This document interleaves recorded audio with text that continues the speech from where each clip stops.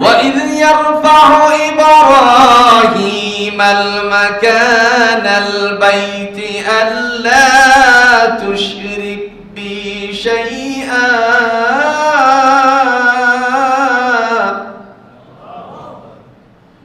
وإذ بوأنا لإبراهيم مكان البيت ألا تشرك بي شيئا وطهر بيتي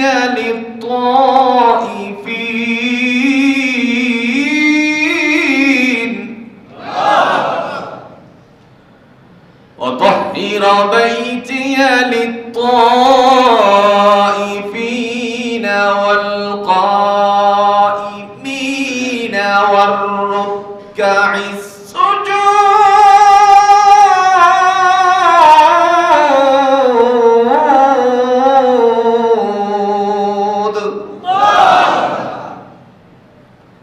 রব্বুল আলামিন তিনি বললেন, আমি যখন আমার ইব্রাহিমকে কাবা ঘরের জায়গা চিহ্নিত করে দিলাম, এরপরে বলে দিলাম এবার তুমি কাবা ঘরের জায়গার উপরে, চিহ্নিত জায়গার উপরে কাবা নির্মাণ করতে থাকো। এবার কাবা নির্মাণ করার জন্য ইব্রাহিম আলাইহিস সালাতু ওয়াস সালাম উদ্বুদ্ধ হলেন। আয়াতের প্রথম অংশ, কাবা নির্মাণের জন্য তিনি যখন উদ্বুদ্ধ হলেন, এরপরে চিন্তা করতে লাগলেন, বাড়ি বানাতে গিয়ে আমরা জানি মিস্ত্রি সাহেবের প্রয়োজনীয়তা আছে। আমরা সবাই জানি মিস্ত্রি হলেই চলবে না, মিস্ত্রির সাথে আরেকজন লোক লাগে, তারে আমরা কি বলেছি? জুগালি।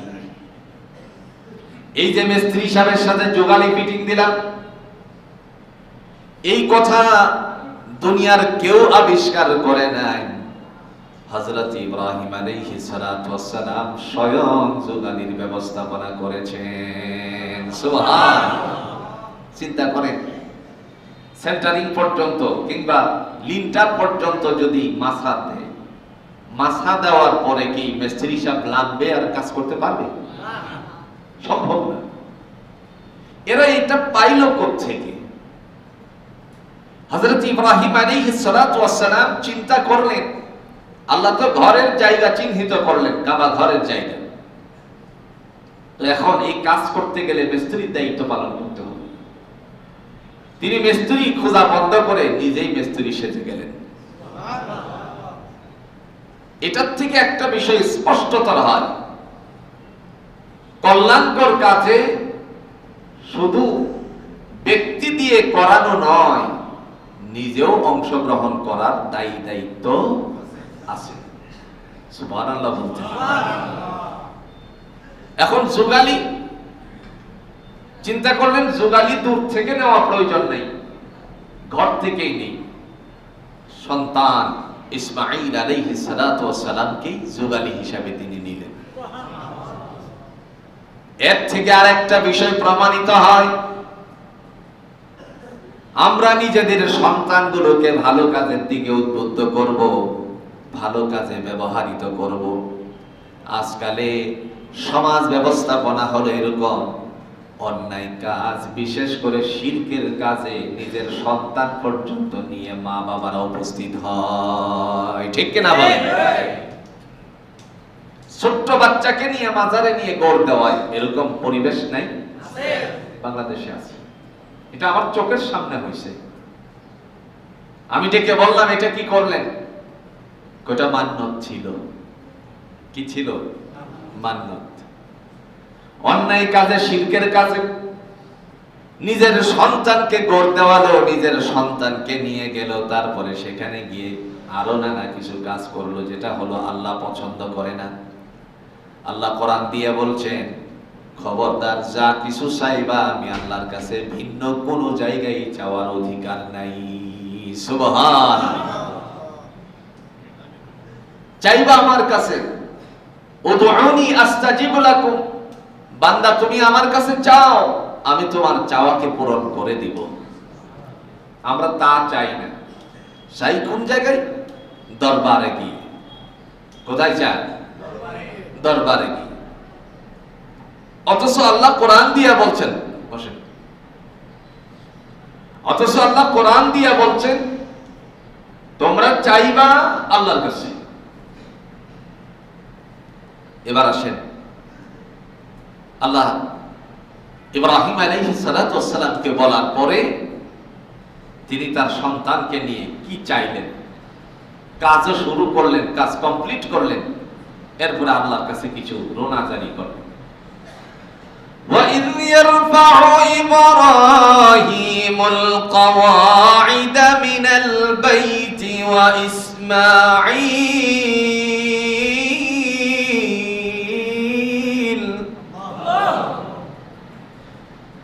قَوَاعِدَ مِنَ الْبَيْتِ وَإِسْمَاعِيلُ رَبَّنَا تَقَبَّلْ مِنَّا إِنَّكَ أَنْتَ السَّمِيعُ الْعَلِيمُ।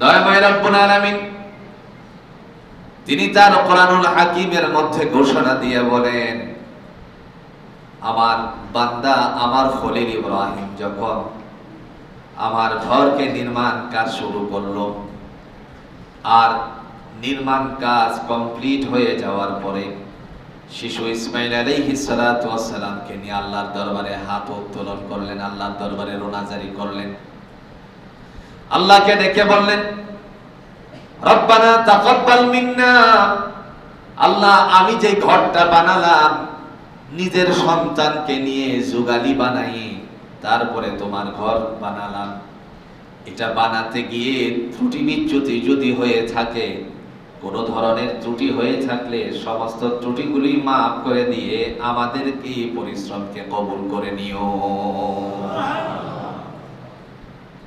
ঘর বানাইছি, আমাদের এই ঘরের জন্য পরিশ্রম যা হয়েছে এগুলো কবুল করে নিও। আমরা লক্ষ্য করি বাংলাদেশে বিভিন্ন মসজিদ বানাই মিস্ত্রি সাহেব, না বানাই না? এই মসজিদ সহ বাংলাদেশের অনেক মসজিদ বানালো মিস্ত্রি সাহেব, কিন্তু আজও পর্যন্ত এই কথা শোনা যায়নি মিস্ত্রি আল্লাহর কাছে বলছে আল্লাহ বানাইতে যদি ত্রুটি হয় তাইলে তুমি আমাদের এই ত্রুটি মাফ করে দিও, বলছেন। বরং আযান হয় মসজিদ থেকে, মানে ভাঙ্গা মসজিদ যেটা আলাদা করলো আরেক জায়গায় স্থানান্তরিত করা হয়েছে, ওই মসজিদের মাইক থেকে আযানের ধ্বনি উচ্চারিত হয়। এই সময় দেখা যায় আল্লাহর ঘর বানায় বা মুসলমানদের নামাজের সেজদার জায়গা বানায়, মসজিদ বানায়, তারপরেও মিস্ত্রি সাহেব আর যোগালী সাহেব বিড়ি টানে। ভুল বলছি মনে হয়? বানাইতেছি মসজিদ যেখানে আল্লাহর নাম স্মরণ করা হবে, যেখানে রবকে স্বীকার করা হবে, যেখানে বলা হবে সুবহান রাব্বিয়াল আ'লা, বরত্বতা স্বীকার করি আল্লাহ তোমার। কিন্তু এই মসজিদ বানানোর সময়ে এই জায়গার মধ্যে দেখা যায় আজানও হয়, মিস্ত্রি সাহেব আর যোগালী সাহেব বিড়ি টানে। এরপরে আজান শেষ হয়ে গেল, এদের কাজ কি বন্ধ না চলমান? কথা কন নাকি? চলমান। কেন চলমান? এখানে আল্লাহ পাক রব্বুল আলামিন কোরআনুল হাকিম দিয়ে বলছেন ওয়া ইযা কুদিয়াতিস সালাতু ফান্তাশিরু ফিল আরদ ওয়াবতাগু মিন ফাদলিল্লাহ। যখন নামাজ আদায় হয়ে যায়, সালাত আদায় হয়ে যায়, তখন জমিনে বিচরণ করো, কাজে লিপ্ত হও, আল্লাহ তোমার কাজের মধ্যে বরকতটুকু ঢেলে দিবেন, বরকত দান করবেন। কিন্তু এই জায়গাতেও দেখা যায় আল্লাহর বান্দা মসজিদ বানাইতে আছে, আল্লাহরে স্মরণ করে না। ঠিক কিনা বলেন? হযরত ইব্রাহিম আলাইহিস সালাম তিনি তার সন্তানকে নিয়ে আল্লাহর দিকে মুতাওয়াজ্জিহ হলেন।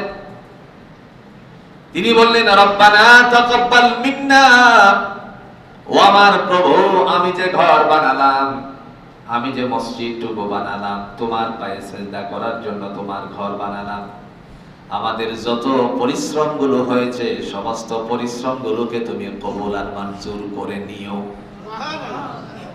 আমরা এখানে এই জায়গা থেকে কি শিখতে পারি? এই আয়াতের অংশ থেকে আমাদের জন্য কি শিক্ষা? শুধুমাত্র শুনলাম আর এখান থেকে নামাজ পড়ে চলে গেলাম, তা হবে না। এখানে একটা শিক্ষা আছে।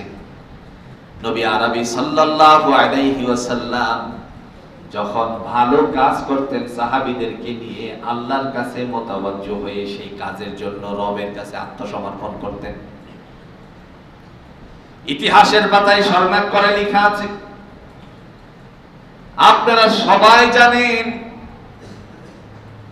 জাবালে রহমত যে পাহাড়টুকু আছে আরাফার ময়দানে, এই আরাফার ময়দানে জাবালে রহমতের নিচে দাঁড়িয়ে আল্লাহর নবী সাহাবীদেরকে বলছিলেন, বাল্লিগ শাহিদ ওয়াল গায়েব, উপস্থিত জনতা অনুপস্থিত জনতার কাছে আমার এই বাণীগুলি পৌঁছিয়ে দাও। এই কথাগুলো বলার আগে নবী সাল্লাল্লাহু আলাইহি সাল্লাম সাহাবীদেরকে ডেকে বলছিলেন, আমি যে আল্লাহ প্রদত্ত তোমাদের মাঝে ইসলাম নিয়ে এসেছিলাম, সেই দায়িত্বটা কি যথাযথভাবে আদায় করতে পারছি? সাহাবীরা বললেন, ইয়া রাসূলুল্লাহ, আপনি যথাযথভাবে আদায় করতে পারছেন। আবার ডেকে বললেন, ও আল্লাহর বান্দারা শোনো, আমি কি আমার দায়িত্ব ঠিকমতো আদায় করতে পারছি কিনা? সমস্ত সাহাবীরা বললেন, ইয়া রাসূলুল্লাহ, আপনি আপনার দায়িত্ব পালন করেছেন। শেষে তিনি আল্লাহর দিকে মোতাওয়াজ্জহ হয়ে বলেন, আল্লাহ, আমার সাহাবীরা বলছে আমি দায়িত্ব পালন করেছি, কিন্তু তুমি তো ভালো করেই জানো কতটুকু দায়িত্ব পালিত হয়েছে। যদি বিন্দু পরিমাণ ত্রুটি হয় দয়া করে ক্ষমা করে দিও। সুবহানাল্লাহ। দায়িত্ব এমন একটা জিনিস, যেই দায়িত্বটা আদায় করতে গিয়ে ত্রুটি বিচ্যুতি হওয়াটাই স্বাভাবিক। তখন আল্লাহর কাছে ক্ষমা চাইতে হবে, এটা শিক্ষা। কিন্তু আমাদের অবস্থা হলো এরকম, এক তো আমরা মালিকের কাছে, দুনিয়ার যে মালিক আছে, কর্মচারী তার মালিকের কাছে অনুশোচনা করে না, আল্লাহর কাছেও করে না। আপনি আমার প্রত্যেকের একটা একটা দায়িত্ব আছে, আর প্রত্যেককেই নিজ নিজ দায়িত্ব সম্পর্কে আল্লাহ সুবহানাহু ওয়া তাআলা জিজ্ঞাসাবাদ করবেন। যদি আপনি কাজ না করেন, আপনাকে সময় নির্ধারিত করে দেওয়া হয়েছে সকাল 8টা থেকে কয়টা পর্যন্ত? 5টা পর্যন্ত। এর মধ্যে আপনি 1 ঘন্টা বিরতি পাবেন। এই 1 ঘন্টা হচ্ছে লাঞ্চের সময়। এর ভিতরে মালিকের কাজ করা আপনার দায়িত্ব। যদি এই দায়িত্বের ভিতর দিয়ে ব্যক্তি কোনো অবহেলা করে, বসে বসে ধরেন গল্প গুজারি করে, মোবাইল টিপে, আছে কিনা বলেন, সময় নষ্ট করে, এরপরে মহিলা যদি হয় একজনের মাথা আর একজনের উপর টানে, কথা কথা কে আছে কিনা, রাস্তা মাটি কাটে, এর নাম হলো কাবিকা, কাজের বিনিময়ে খাদ্য। এই কাবিকা এই কয়েকটা আপনার ঝুড়ি দিয়ে মাটি ফেলতে গিয়ে যদি কাজ করে আধা ঘন্টা আর মাথা দেখে 2 ঘন্টা। আমি কি ভুল বলছি? আমার দেশ উন্নত হবে কেমনে? উন্নত হওয়ার তো কোনো সুযোগই নেই, কারণ আমরা কাজে ফাঁকি দেই আর কথার কোনো আপনার ঠিক নাই। বলি একটা, কাজ করি আরেকটা। এটা রান্নাঘর থেকে পার্লামেন্ট পর্যন্ত। না আমি ভুল বলছি ভাই? একেবারে রান্নাঘর থেকে পার্লামেন্ট পর্যন্ত শুধু মিথ্যা মিথ্যা মিথ্যা ছাড়া আর কিছুই পাওয়া যায় না। জনতার যে একটা পরিস্থিতি আছে, দেশ সামনের দিকে এগিয়ে যাবে, সবাই মিলে কাজ করবে, এরকম একটা সিচুয়েশন তৈরি হয় না। কারণ নিজে কথা দিছে একটা, এখন কথার আর কোনো কাজ হয় না। এজন্য মিথ্যার জীবনের মধ্যে, মিথ্যার দেশের মধ্যে বিন্দু পরিমাণ সামনে অগ্রসর হওয়া সুযোগ নাই, শুধুমাত্র সুযোগ আছে দুর্নীতি করার। না ভুল বলছি ভাই? আপনি বহির্বিশ্বে যান, এরা ইসলাম কি জিনিস বুঝে না। ইসলাম কি জিনিস তারা বুঝে না। তারা বুঝে যে যে ধর্ম পালন করে সেটার উপরে। খ্রিস্টীয় কালচার, খ্রিস্টান ধর্ম অবলম্বন করছে, তারা এমন ভাবে কাজ করে, তাদের গাড়ি ঘড়ির কাঁটায় যেরকম টিক টিক করে সামনে এগিয়ে প্ল্যাটফর্মে যায়, মানে 12টার কাঁটায় যায়, ওদের গাড়িও প্ল্যাটফর্মে যায়। আমরা যে দেশে বসবাস করি, স্টেশনে গিয়ে মাস্টার সাহেবকে জিজ্ঞেস করি, স্যার 9টার গাড়ি কয়টায় আসবে? কথা বল নাকি? 9টার গাড়ি কটায় আসবে? অথচ আজকে বিশ্বের বুকে স্বাবলম্বী হয়ে চীন এত আগায়া যাচ্ছে কেন? আপনি দেখেন, আপনি পকেটের মোবাইলটা হাত দিয়ে দেখেন, লেখা আছে এই সরঞ্জামগুলো চায়নারা কাজ করতেছে। হাঙ্গেরি মোবাইল, কিন্তু কাজ করে দিয়েছে চায়নাওয়ালারা। ছোট বাচ্চাদের ব্রেন সতেজ, বাচ্চারা ছোট্ট থেকে মিথ্যা শিখে নাই। আর আমরা আমাদের বাচ্চাকে কুলে নিয়ে বলি, কাঁদো না, কাঁদো না, শিয়াল আসতেছে, বাঘ আসতেছে। কথা বলেন না কেন? আমাদের বাচ্চাগুলোকে মিথ্যা শিক্ষা দিচ্ছি। আজ প্রযুক্তির দিক থেকে চীন এত এগিয়ে কেন? তারা যথাসময়ের কাজের মূল্যায়ন করে আর মিথ্যা বলে না। আর যত মিথ্যা কথা আছে 3 দেশে আছে। কথা বুঝেন? যত মিথ্যা আছে 3 দেশে, আর এই 3টা দেশই একসাথে ছিল। আরো ভাঙতে হবে? কথা বল না। এই 3 দেশই একসাথে ছিল, পরে নিজেদের মধ্যে ভাগাভাগি নিয়ে, আধিপত্য নিয়ে, আবার নিজেদের অনেক কিছু, একটা ভালো আছে, মন্দ দিকও আছে, সবকিছু মিলিয়ে তারা একের থেকে আলাদা হয়েছে অন্যরা। বিশেষ করে আমাদের বাংলাদেশ আলাদা হওয়ার পিছনে কারণ শুধু একটাই, যে আমাদের উপরে জুলুম করা হতো। কথা বুঝেননি?